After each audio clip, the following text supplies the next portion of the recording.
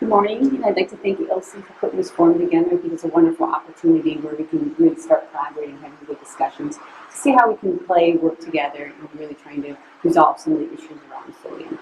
But today I'm actually going to really talk a little bit specifically about grain products, and it's more than just texture and mouthfeel, because that's part of the sensory eating experience. I want to make sure we cover it all, so I'm going to elaborate just a little bit beyond there.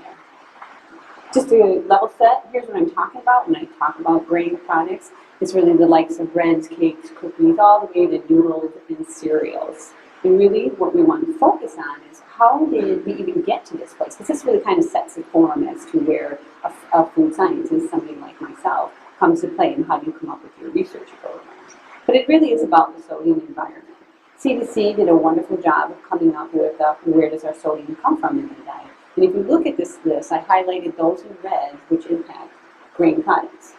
Really, if you count the last one, the pretzels is probably a smaller category in that section there, but it's about 5 of the categories, so 50% of, when you think in that context of the sodium is coming from a grain type product.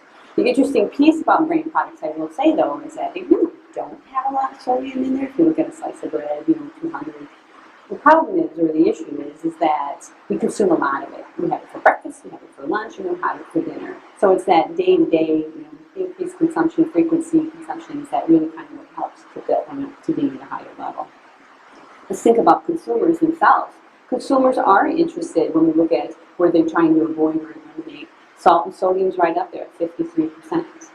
You also ask them, what is your decision-making process when you're out there purchasing products? And we break it down into taste, price, healthfulness, convenience, sustainability. What rises clearly to the top is taste. Taste is king. You've heard that a million times. That's really what's driving purchasing.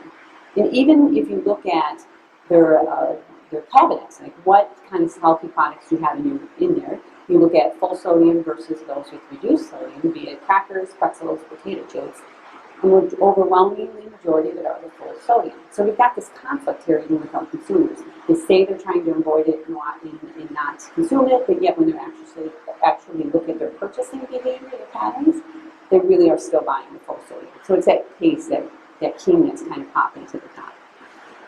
So as a food scientist, I take all this information in and try and figure out how can I come up with some sort of resolution that I can get to a low sodium target that's conceivable, helpful, etc. But then yet still address kind of that taste, texture piece of it. So as a quick start, I really kind of do this basic analysis. So I've got a sodium target. I'm trying to identify where the sodium is coming from. What is that functional role of the sodium? How am I going to replace it? Am I going to just decrease it, or do I have to find another ingredient that can help me build back that functionality? Then I have to consider processing operation or processing conditions. Do I need to modify them in order to make something like a dough machinable? So we talked about that earlier. Catherine did about, you can do this on a pilot scale, you may even do it on a benchtop scale, but to translate it to full-scale production is a much larger task. We really need to make sure that we're not jamming our bread dough into our machines and really cause catastrophic effects there. We need to reformulate, do prototype testing, and then ultimately go to sensory testing, because again, taste is key. We have to make sure it's palatable and meets what the consumer's expectation is.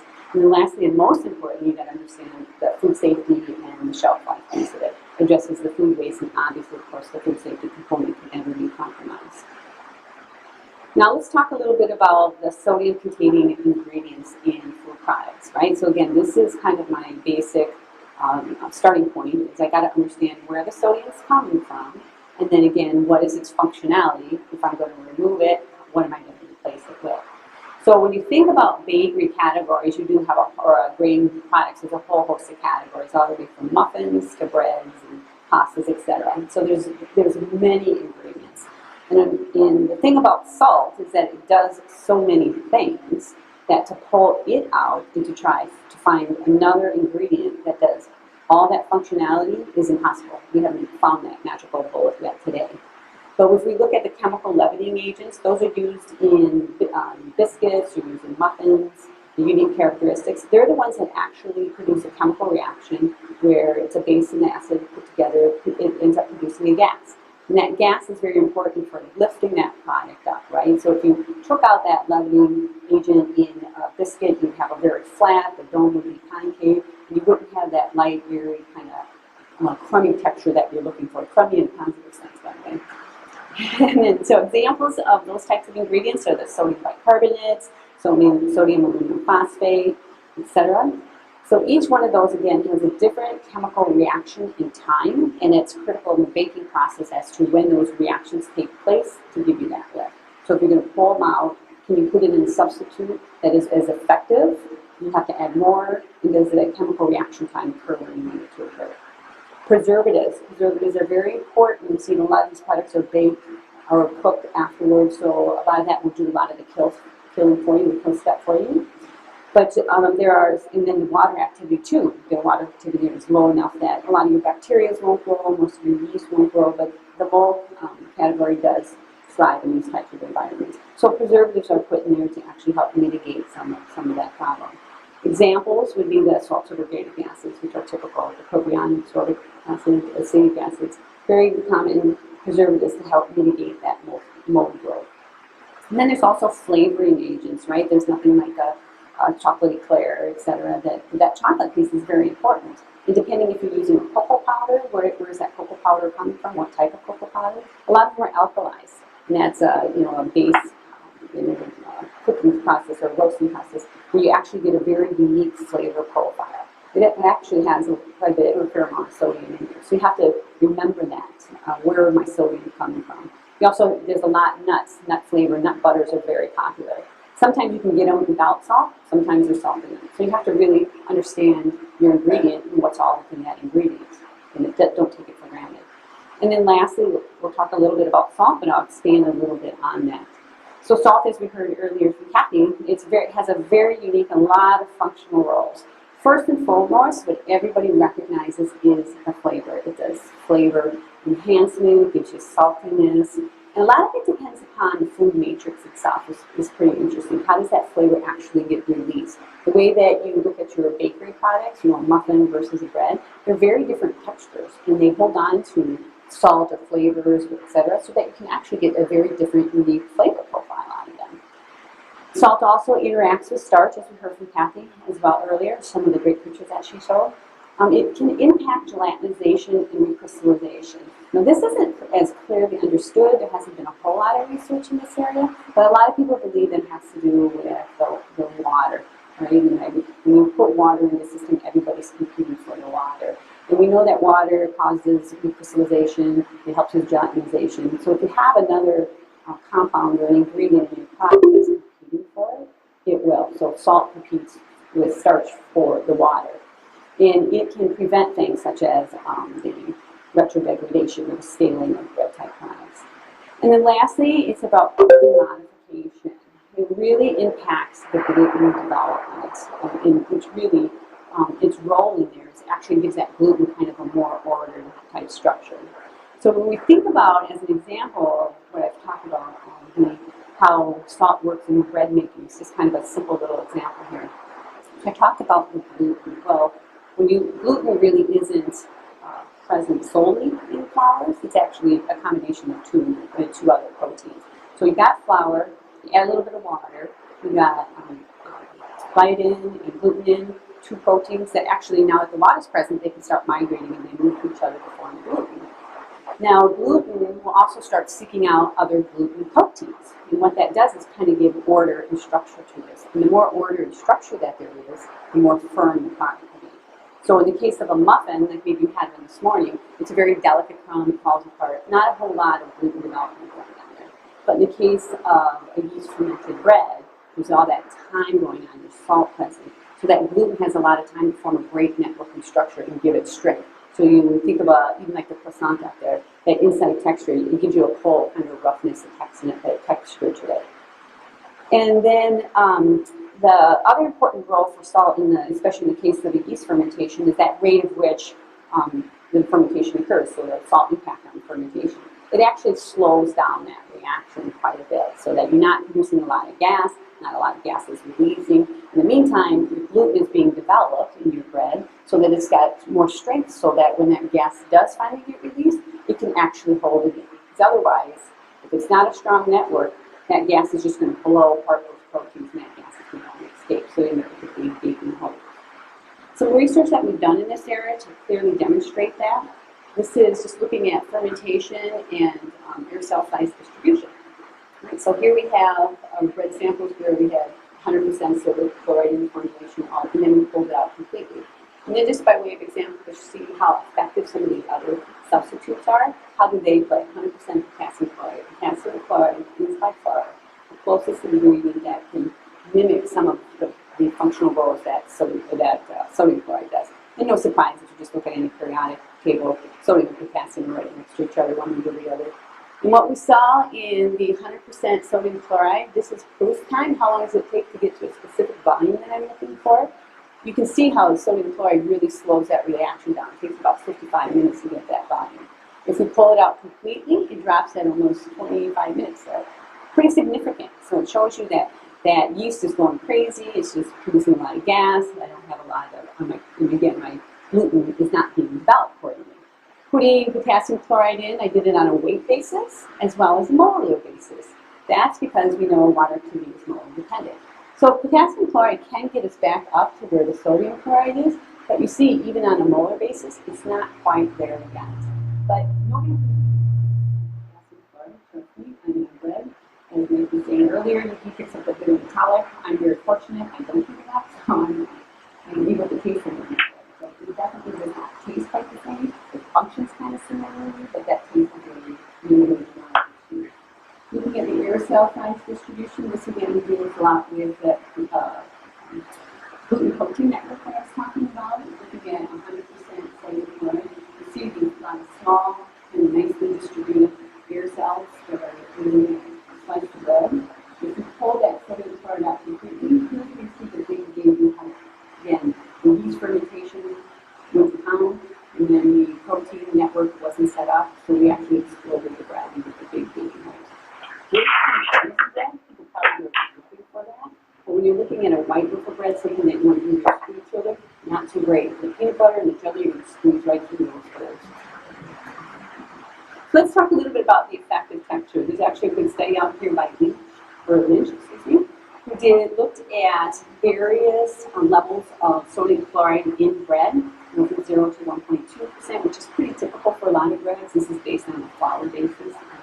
And then looked at the sensory component, the hardness, and the crumb structure. What does that actually look like? Looking at his results, this team's results, they did a great job. And notice that when you remove salt, you significantly impact the dough from the consistency of it and the elasticity of it. We talked a little bit about stickiness before. It really does cause a concern when you're trying to machine it, so you're trying to run this on a larger scale. That dough will jam up the machines and kind of slow down production. Any kind of catastrophic there. When you look at the sensory, or again, the texture specifically component about it, looking at things such as the dryness, the softness, the cohesion, the adhesion in the mouth when you're actually chewing it. When he did, this team did a principal component analysis of all these variables to look at the impact of them, what clearly stood out is that there's a huge difference between 0% and 1.2%. Clearly difference in the sensory attribute. And no surprise, you would find that 0.3 leans more towards the 0 and the 0.6 actually lean more towards the 1.2. So it does have a big impact on the overall performance there. Looking at the hardness using texture analyzer, this is a means, a physical means to measure it. Sometimes it correlates to sensory, sometimes it doesn't. That's the hard piece. When we're in analytical lab trying to understand it, you can't always make a direct correlation.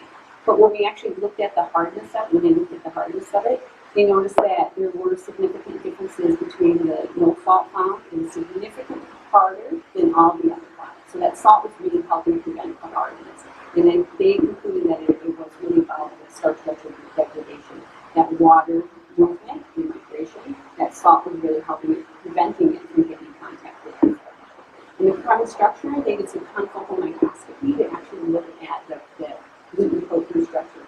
We clearly saw that the more salt that was there, the more ordered that structure was. So kind of things that we talk about, things that we think about when we actually look at it, we're trying to speculate what's going on. These clearly show in analytical reading that you do get more ordered structure with gluten protein. So now I want to switch to kind of looking at more than just the texture, because as I said, it's more about taste as well, right? So we think we can figure out through the manipulation of trying with machinery, looking at salt content, how you add it, order of addition, etc., can help. But you really have to address kind of that salty impact. Really, I kind of want to start out with is just trying to leverage the physical properties of salt. Kathy showed you some great recipes of different shapes. Well, we clearly see this as well. There are different shapes and sizes of salt. You can go from really big, micron size, or tiny, I should say, micron size up to really big, 500 microns, even 1,000, 3,000. You can have a whole spectrum of shape or size. But you can also have shape. So with the standard table, what you see is that cubic shape, cubic in nature. There's also ways that you can grow crystals to give it kind of a step-white edge, kind of a pyramid shape, flake. You crush it, you can create flakes. All these things create surface area, which is wonderful from when you're looking at it from a dissolution. You look at the dissolution rates of these two different salts, again, table salt versus a crystal or a hopper crystal type shape. You get a fast, more surface area, you get a faster rate of dissolution. Very important for taste. So something that dissolves fast gives you a salty impression that it's actually saltier than it is, and especially when you compare it side by side with something that dissolves slowly. The other big one too is the adherence. It actually, all that surface area allows it to stick to the product better. So you're getting better coverage, more even homogeneous distribution. Just a quick study that we did to understand. We looked at French fries as a top qualification. I know it's not bakery, but we took this information with Sweden bakers and French fries. Basically what we did is we took these two different salts, so the cubic shape and then that kind of crystalline, that lots of surface area shape, and put them on French fries at equivalent sodium content. So we gave them a plate. There's a plate we referenced, which was the table salt, and then the blinded French fry samples, which was the table salt and then this different crystalline shaped kind of salt crystal. And tell me, taste the reference and then taste the lines and tell me, is it less salty, is it the same saltiness, or is it more salty? Similarly with the other one. And surprisingly, the actual granulated salt is actually less saltier than the reference. And then the different shaped salt is actually more salty than French fry salt, or than the reference salt. To show you that an equivalent sodium content, by manipulating your salts, you can actually create a more salty enhancement. Interestingly, the amount of salt that we had to use was less for the one than the other. So half of them out, half of them out. And that's because when I talked about adherence, the more surface you have, the better it sticks. We took this one step further, and we wanted to understand it if we did it at equivalent salty levels, rather salty taste. So we did a bunch of testing and honed in on how much salt we had to add to get similar salty taste. Gave it to the panel, ran the same test. And what we found was that we could actually use 70% less of this salt because of the better adherence, but it does stick really well, so you're not going to get 70% sodium reduction. When you actually do the chemical analysis, we ended up with about 30% sodium reduction. So that's a nice way to kind of, again, manipulate and understand your physical shapes of your salts to leverage it to your advantage to try and target the sodium reduction. What we decided to do is that this is great. Let's do it again with crackers so you get the same effect. We saw a similar type effect. The reason I didn't show this research is we're still completing it. But the other more interesting piece that we decided to do is jump into the dough. We did it into a system where there's not a lot of water because any baker will tell you if you throw salt in there, it's going to dissolve quickly. So we opted to see if that was true. We interviewed whether that was true. I'll tell you the results later. Taste contrast, we talked a little bit about that, Kathy did. Is how can you look at different ways to change the structure, to engineer the design so that you can create a more salty effect. And Kathy did a great job talking about the layering one, you use one after another, and there's contrast. One's got a low sodium, one's got a high sodium. You eat it, you stumble upon it, your mind perceives that it's salty than the other. Then there's things that you can do with just the salt itself. You can really big salt, or you could use an encapsulated salt, including so that you're creating this inhomogeneous distribution of salt. And as you're eating it, you stumble upon this salt particle and then perceive a more salty impression of what the product actually is. Pretty effective. One of the issues that scientists found with using a larger particle size, though, was that the salt crystals will actually pour water out of the system, so you get kind of a brine formation that ends up being really good salty. So that, as we talked about, there are a lot of cookbook approaches, but it's really important and passionate to be about how we advance the science to really understand this, how it changes and impacts the actual structure of the food matrix. So these are some of the researches that we've been doing to try and understand how salt sits on the surface of a potato chip. We can actually see it using scanning electron microscopy, but we can also identify it and confirm that that is the right. We use X-ray tomography to see, and it's based on density, to see where it can be distributed not only on the surface, but also within the food matrix, the non-destructive method. We've used this to look at cereal pump, which is a wonderful tool because we get a lot of information about the air cell size, the thickness of the cell walls that are forming, and that thickness of it can tell you a lot about kind of how your building matrix is being set up and what is the texture that you're going to feel.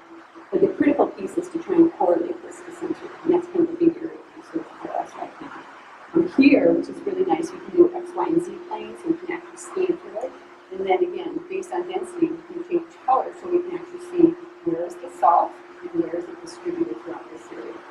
Again, another way to look at how you can partition salt in the food matrix and really try and recreate that salty impression we're looking for.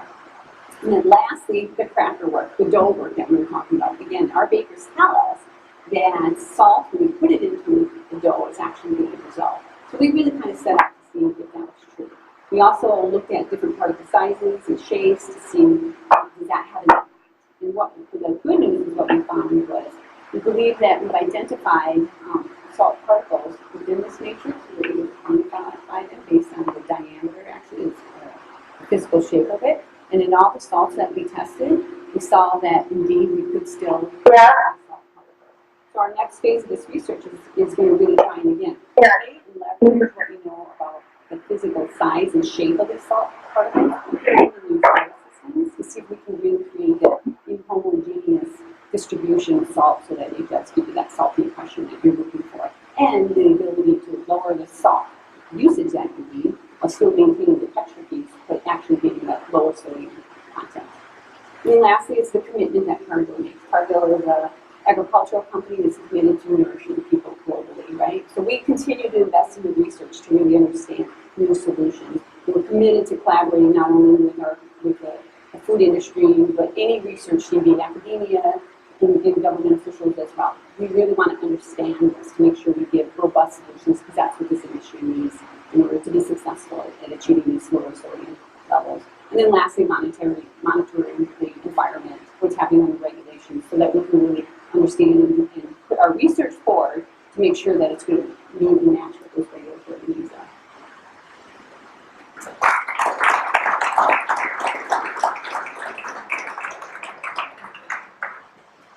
At the risk of running over a little bit, we